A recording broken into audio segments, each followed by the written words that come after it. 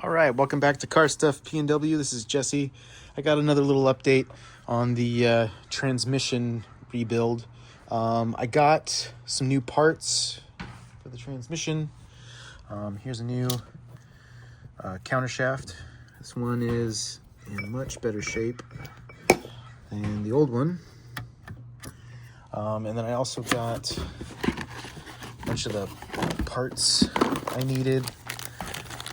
This new piece, and then what is it? This is like I can't remember what it's called. Got those, and then I got a new needle bearing for the second gear, and I also got a new nut for the end. The new countershaft came with another nut, but it's already been used. So. And then I was out here messing with some other stuff, doing some cleaning, and messing around with the case here. And I noticed that I messed up the case here. You're supposed to use washers with the side bracket here, and I wasn't, so I think they went in too far. So I'm gonna get some new washers for that. And then I've got some blue medium Loctite I'll use for these ones so they don't leak. And then I tried squishing this washer that I bent using the press, and it did not help, at least not significantly. So I'm going to need to order a new one of these. It is possible to get new ones, not from Acura or Honda. They are discontinued. I'm not 100% sure what size to get or what thickness. I think I might just shoot for in the middle and hope that's good enough.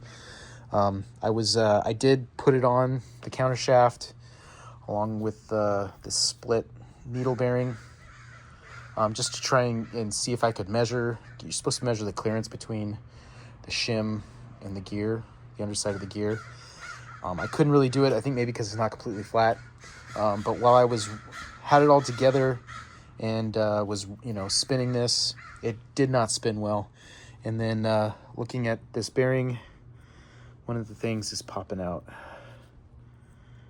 So I think I need to do my due diligence, and in addition to the shim, I need to order a new first gear countershaft bearing for that.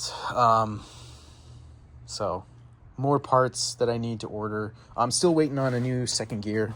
It's supposed to be here tomorrow, and I was hoping I could start putting this back together, but I just all the time and the effort I've spent on this, I just don't want to put crappy worn parts back in. So I'm gonna have to wait a little longer before I can put this thing back together.